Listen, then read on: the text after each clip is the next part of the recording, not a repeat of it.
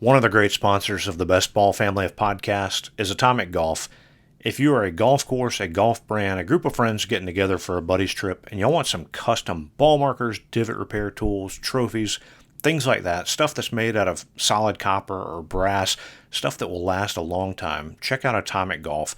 He's done stuff for Landman, Old Barnwell, Sweetens Cove, so you know if those guys are using them, you probably should too. Check out atomicgolf.club, or you can follow them on Instagram at Atomic Golf, and be sure to tell them that you heard about it on a Best Ball podcast. I don't know if we should be talking about golf or if you could give like marriage tips, because most of us are trying to convince our family, hey, can I go play a round of golf on Saturday?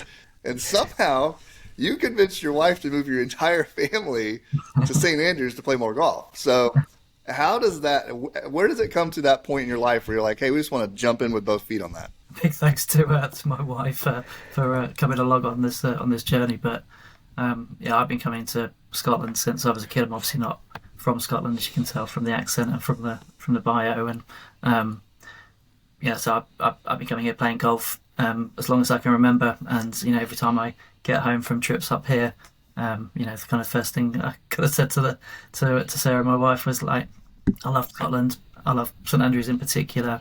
It's a magical place, and I think for the best part of our relationship, she was a bit like, yeah, whatever, kind of heard it all before, and probably no different to 99% of people who come to St Andrews. They kind of walk down Golf Place, they turn that corner, and they see the 18th and the first tee and the R&A building sitting there, and West Sands in the background, and she was like, oh yeah, I get it. I get why you love this place. And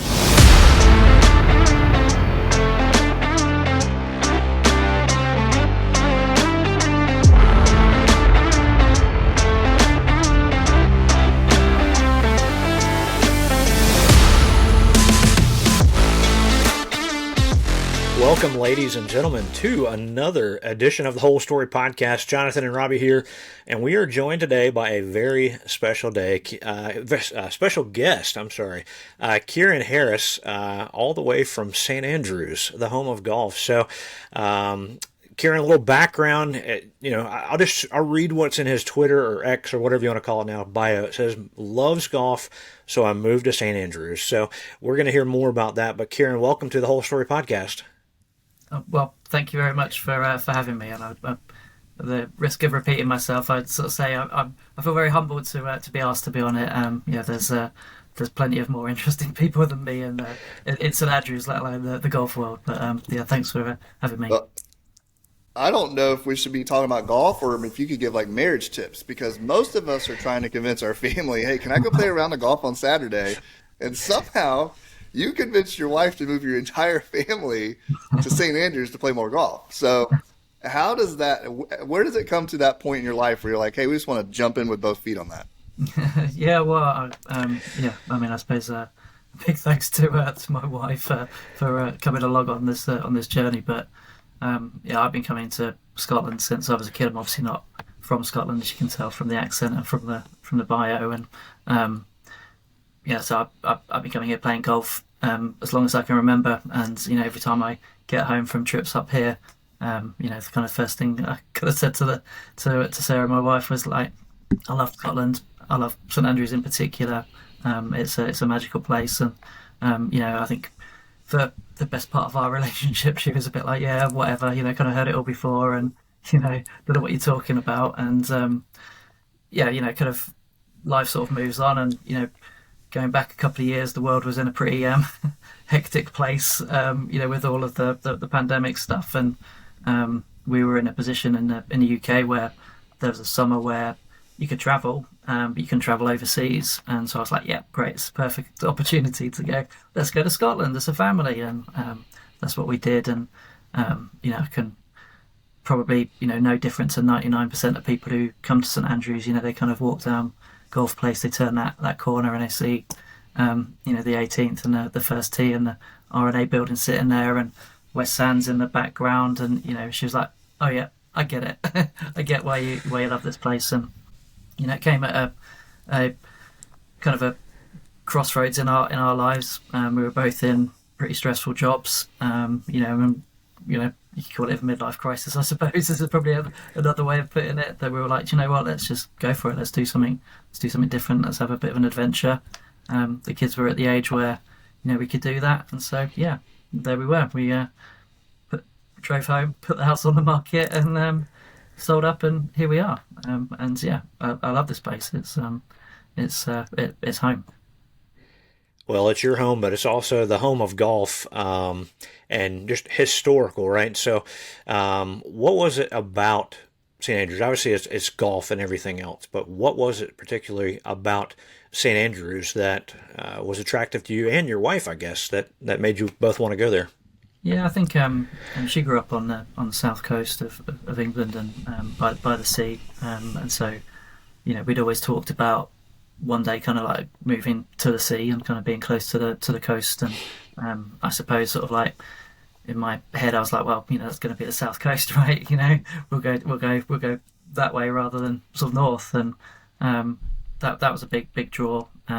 Obviously golf from my point of view, being able to kind of like get out and explore. We're both kind of we like being outside, and we're an hour away from the Cairngorms here, and it's a beautiful place to sort of disappear up into the mountains, and kind of enjoy that kind of like outside lifestyle. Kind of, I suppose people sort of think of Scotland as being quite cold, but actually, if you like being outside, it's just a brilliant place. There's so much to explore, and it's a lot bigger than you think. Even like within the UK, kind of people sort of think of it as up the tip up north, but it's kind of like, I don't know the exact figures, but probably like about a third of the actual land mass. So there's a lot of space and a lot of places to go and explore. And we wanted the kids to grow up in a place where they can go to the beach if they want to, but go to the mountains if they want to, and be a bit more out and about and enjoying that side of it. And from my point of view, the fact that there's 25 fantastic golf courses within like half an hour is a bonus. Well, Go ahead, Robbie. I was going to say I took a trip, took the family there, and did not get to play, but got to walk. And one of a friend and former pastor who's from Scotland kind of gave us the walking tour of the town, and it was an amazing place. Obviously, it's a public trust, so you can kind of walk all over the course, and you can go stand on Silken Bridge, even though you're not playing. But walking around St. Andrews University to the churches there, seeing the town and experiencing it. It's a great place to visit. And one of the things he took us to was the churchyard, where we got to see where old Tom Morris is. And obviously he is a well-known figure in the game of golf. That's an understatement. But for those that don't know, maybe the golf fans out there or people that don't play golf, how would you describe old Tom Morris? I guess he's like every golf fan's granddad, right? He's like he's the person that is golf. He had so much influence, whether it's from rules, whether it was from greenkeeping, whether it was from playing, whether it's from traditions that have built up. The whole 18-hole thing. There's not probably one aspect of golf that old Tom didn't influence, and and the fact that the courses that he laid out are still just as relevant today as they were when they were first put together is kind of like testament. It's like I don't know, yeah, he is the sort of the foundation stone, I suppose, of everything that golf is, and that's from the courses and to as I say, like to club making, to ball making, and yeah, I don't know. I think it's just that kind of like, well, I can only speak for myself, but we kind of I kind of like revered my grandparents growing up, and kind of look to them as sort of such special people, and that's kind of like how I sort of see old Tom. Really, it's that kind of like he would if you tried to cut a corner, he'd put you in his place, sort of thing. We probably wouldn't suffer fools, but actually that kind of like care and love for the game of golf is I think what's pretty cool and what's inspiring. Yeah. Well, obviously you have a deep appreciation for Tom, but also the community of St. Andrews. And so you talk about online at least this vision you have of creating like a community center. Talk more about that because it sounds like it goes way beyond just golf.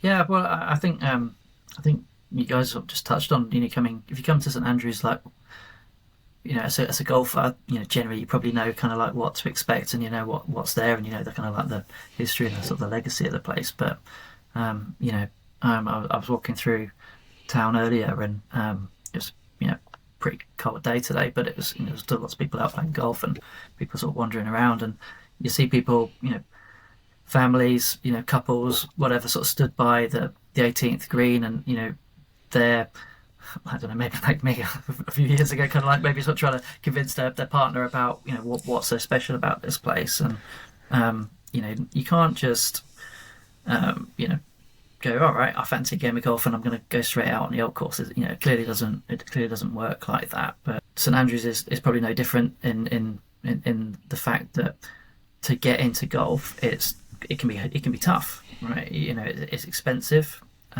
It's hard to actually do it. It's not an easy thing to just pick up and go and play a round of golf.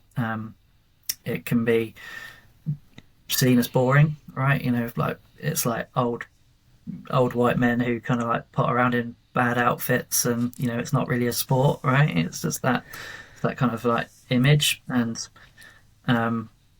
what I think is quite exciting is about how do you get people interested in the game of golf, and how do you actually grow that game outside of just people sort of like learning from their dad, which is generally how most people end up playing a game of golf. And as I said, you see, especially in the summer, you see families sort of stood there by the 18th, and they're like, okay, yeah, I kind of get it. I get why that could be fun, and I get like how fantastic it must be to kind of like walk down the first or walk back down the 18th. It's the kind of closest to playing like pro golf most of us are going to get, right? That sort of feeling.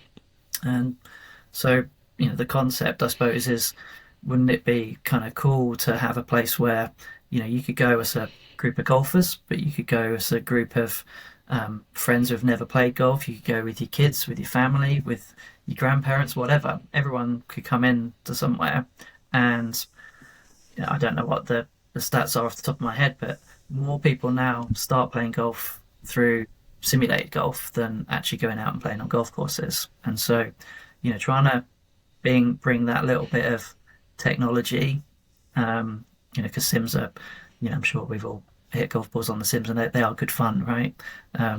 And bringing that little bit of technology to the town and being able to tell the story of the town and the game of golf in a respectful kind of way. This isn't like trying to Disneyfy St Andrews. This is about being able to give people their little bit of what it's like to play golf here and experience that. And that's broadly what I'm trying to do. And again, like, I don't think I'm special or different or anything. I think most golfers who have visited St Andrews go away going, oh, I'd love to be part of that. And so the idea is, how could we get a community of people to build something that we can all have our little bit of the town, but feel like we're actually adding to the town. We're not taking away from the town. We're going to make sure that the legacy, I suppose, is that we're when we're gone, that the town's a better place. That more people know about St Andrews, and more people are playing golf, and more people want to protect it and get involved in it. And and I think I've been kind of like blown away, I suppose, a little bit by social media in terms of like people seem to really like it as an idea, and want to hopefully get behind it and support it, and that's pretty exciting. Well, you talk about the simulators and things. My son, I'm in South Carolina. Jonathan's there in Augusta, Georgia, and my son, who's 18, was with some buddies, and at one of their friends' houses, and he texted me. He said, "Hey, we're about to play the old course," and so he got to play the old course via a simulator and loved every bit of it. So for those that actually get to step out there, what is the feeling like stepping onto the first tee at the old course? I think someone described it to me as kind of like it's like the golfer's version of climbing Everest, right? So like we're not Olympic athletes, we're not professional golfers. We're never gonna, you know, the beauty of golf is that handicap system, right? So you know how bad you are compared to like the pros and the good guys out there, and the closest we're ever going to get to that Everest of, because we all dream about, right, like qualifying for the Open or qualifying for the, one of the majors or something. It's never going to happen. So the closest thing you're ever going to get is to stand on that first tee and kind of like imagine what it's like when the stands are all up and you get that kind of like announcer bringing you onto the tee and saying your name, and you can feel it. That's the beauty of the place. It's you can feel the history. You can you've got the RNA building right behind you. You can, whether there's anyone ever in there or not, you can feel eyes looking at you, and watching you. And yeah, for some people that's a good thing. Some others maybe not. So and yeah, I don't think that there's a kind of a better feeling in golf than being able to get that first shot away, which to be fair is a relatively straightforward first shot. And then just being able to enjoy that walk up to your ball is pretty cool. Well, we always like to ask every person on our podcast, what is your most memorable shot? Some folks that's a hole in one. Some folks that's that feeling you just described on the first tee. Do you have something better or different than that first moment walking up? I think probably, I mean, it probably would be a cliche, but I think that first time you come down 18 is cool, right? And I'm pretty sad, and with when we go into town, with the kids or my wife Sarah, and we walk, behind 18th. If someone's hitting their shot into 18, I always give them a round of applause because right, it's like I can remember the first time I played it, and I've got no idea what I shot. I can remember exactly where my tee shot was, just sort of left of centre, and I had a little wedge into the green. It was sort of early summer, and there was a group of people who had sort of happened to just stop on the road behind to just sort of like they probably wanted me to knife it through the green, but they were sort of stood there, and I hit a pretty decent wedge to, I don't know, like 10 foot or something, and you get that little ripple of applause, and like, as sad as it is for a grown man, you get that kind of like little butterflies and that little bit of like, God, that was pretty cool, right? And so it might be sad, but every time I see someone coming up 18, I try and give them a little round of applause, because I hope it it sticks in their mind, and I hope they go away going, I won't forget that sort of thing. So yeah, it's a pretty cool place. Did you make the 10-footer? I don't think I did. I can't remember. I probably got my card somewhere, but I don't think I did. Well, I know Robbie and I both, obviously as avid golfers, we can't wait to someday be able to do that. So we'll make sure to we'll connect with you whenever we go. So at the very least, maybe you can just stand on the road and clap for us whenever we come down. Yeah. I mean, it might be like a passive aggressive, like slow cap or something. I'm not hitting it within 10 feet of the hole. There's a good chance I'm hitting it into the road. So yeah, there's a better chance you're dodging a golf ball. So that's exactly right. Yeah. But still, hey, listen, you'd still be walking up 18. Who cares? Yeah. And it is good. I mean, it's a cliche, right? But you walk over that bridge, and you think everybody who is everybody in golf has walked over that bridge, and the reality is they've all had that same feeling as well. They've all gone, this is pretty cool, and it's a special place for that. Well, we always like to do what we call a quick 9 with our guests. So we're going to do back and forth, rapid fire. You can answer yes, no. You can be as loquacious as you prefer. But there's just sort of fun things we always try to do. What is, and I think we'll remove the old course. What is the favorite course that you've played besides the old course? that's a difficult one because I think it depends on like who you're playing with and what it is. But Yeah. like if I had to say what my favourite course is, it would be Cruden Bay, which again that's an old Tom course. So you can probably get a bit of a theme with me, but yeah, it's just an amazing place, and I played it in like a howling gale and driving rain, and you still come off having with a big smile on your face because you're just like that was a lot of fun. It's it's brilliant.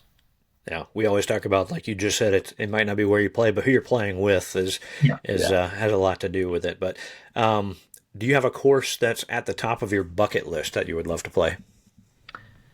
I was too many to mention, I think, but I suppose the sort of like my golfing kind of like bucket list at the moment, really, I'd like to tick off like all the open courses, and so getting over to the sort of the west coast of Scotland would be pretty cool, and doing a few of those. But yeah, I mean, there's just too many choices, right? In Scotland, especially in Scotland, It's a good problem to have. Yeah, absolutely. Yeah. That'd be quite a road trip if you just like picked all the open courses and said, all right, for the next 3 weeks, we're going to go play these. Yeah. You can get Tom Coyne's book, a course called Scotland, and just kind of check off the list, right? Yeah. I've got that. I've read it. It's a brilliant book, and I would say in small part is inspiration for coming here. But yeah, it's certainly played its part. What is your favorite hole on the old course? That's a tricky one. I can tell you what my least favourite is. That works. Which is 11.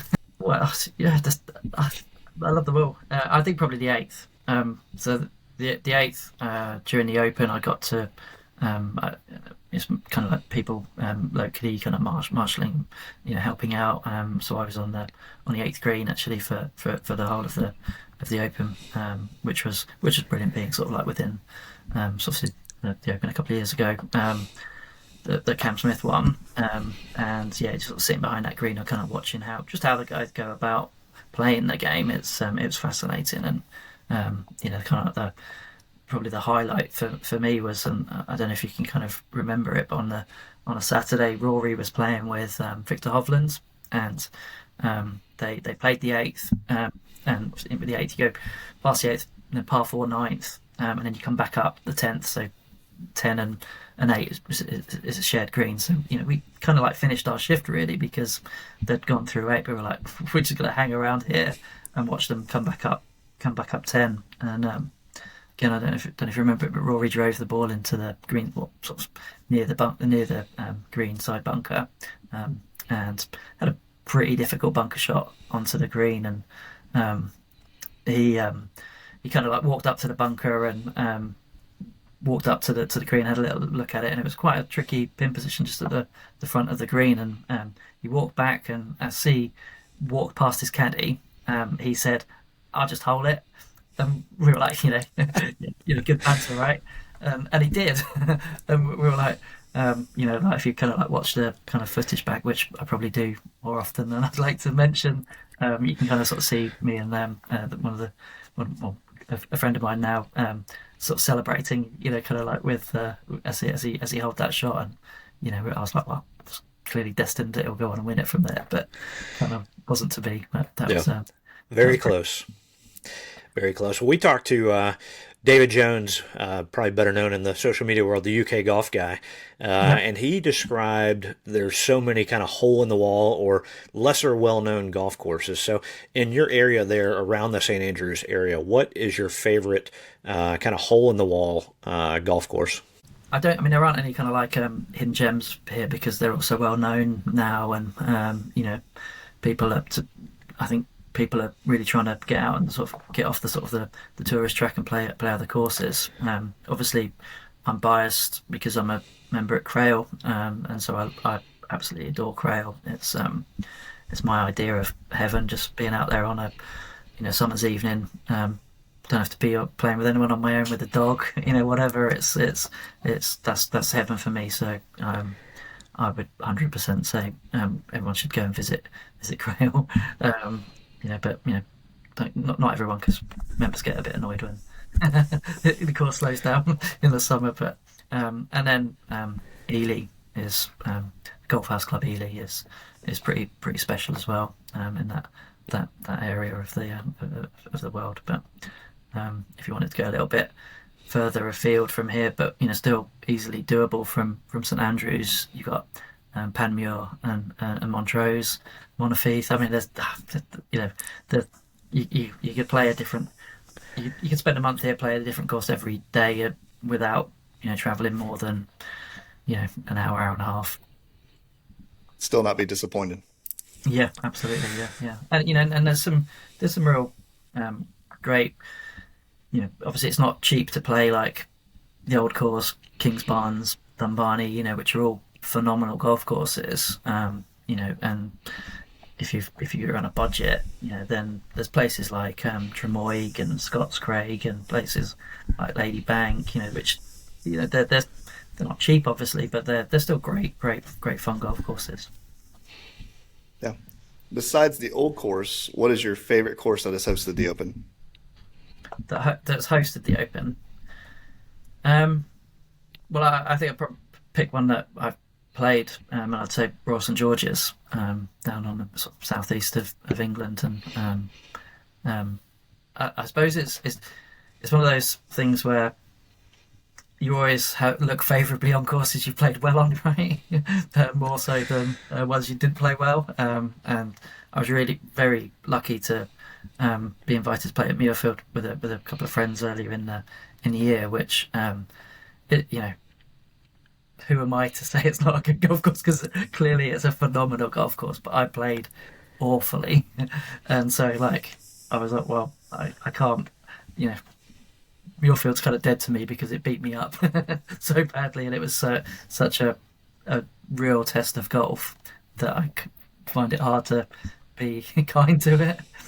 Whereas happened to play alright at Royal St George's, and I played with a fantastic guy there, and he was a member there, and he was just a really charming individual who told me everything about the course, and we just had a blast of a day, and so it's sort of like etched in my memory as like what a fantastic place. But yeah, and it was they had the Open there, and so like stands were up, so that's really cool to play an Open course when they're sort of just starting to build things up, because it's such a big event. Yeah, it's one that here in the U.S. we're waking up for super early every year to catch as much of it as we can. So I was going to ask, do you have a favorite golf course logo? Yeah, and I suppose it's probably no. I mean, it's not a secret one, I suppose, but Brora, up in the sort of northeast of the country, they again going back to that sort of like that pandemic period, they did a fantastic job of being able to market themselves to the world, I think, and being able to navigate themselves through that tough period when they clearly lost a lot of traveling golfers, and I can remember whatever year that was, 2019, 2020, I can't, they all sort of blurred into one in the end, didn't they? But buying a Brora baseball cap, one, because I wanted to support the club, two, with the ambition of hoping to get up there one day, but three, it's a really cool logo on my desk somewhere. Well, Robbie always lets me ask this question. I like to eat food. What is your favorite on-course snack there in the UK?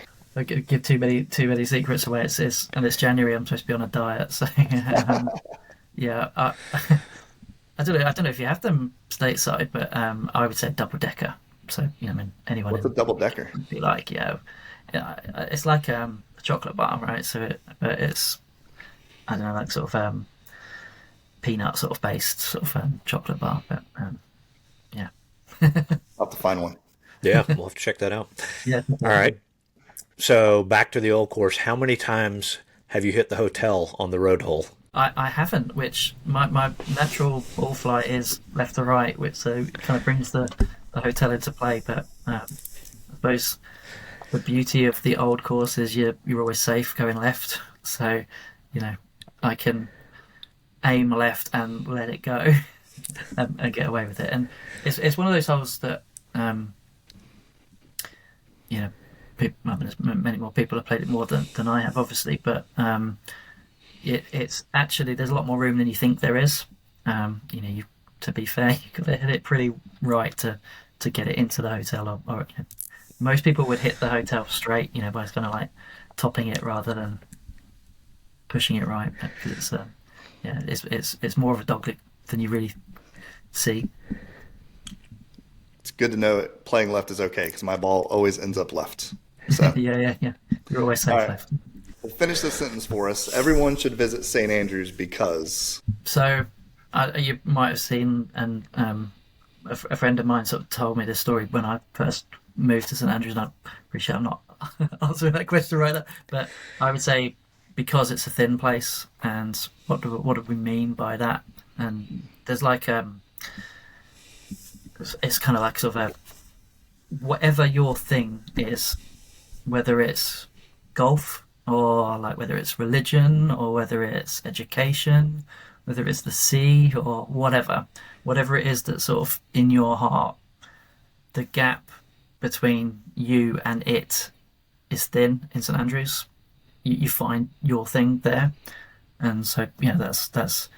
I don't think there's a better way of describing St Andrews than saying it is a thin place, and it speaks to you, and I say that I think that's not just golf. That's it's got a world class university, it's got the beaches, it's got a lot going for it, and I just think that I've known people sort of come because they've wanted to come here and play golf for years, or they've come because they've heard of something, or they've come because they're thinking about a family member who's passed away or something, and say they feel that connection to whatever it is they're looking for here, which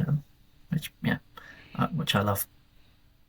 Well, you describe it beautifully. Having seen it, I would agree, but I haven't convinced my family to move there yet. Maybe someday soon.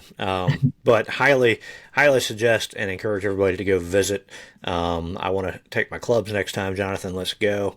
I think Kieran says he's got a tee time for us at Cruden and the Old Course and all the others. So, but Kieran, we appreciate you joining us, telling a little bit about what you're doing, how you're trying to help continue building the legacy and the history of St. Andrews with what you're doing. So thanks for joining us today.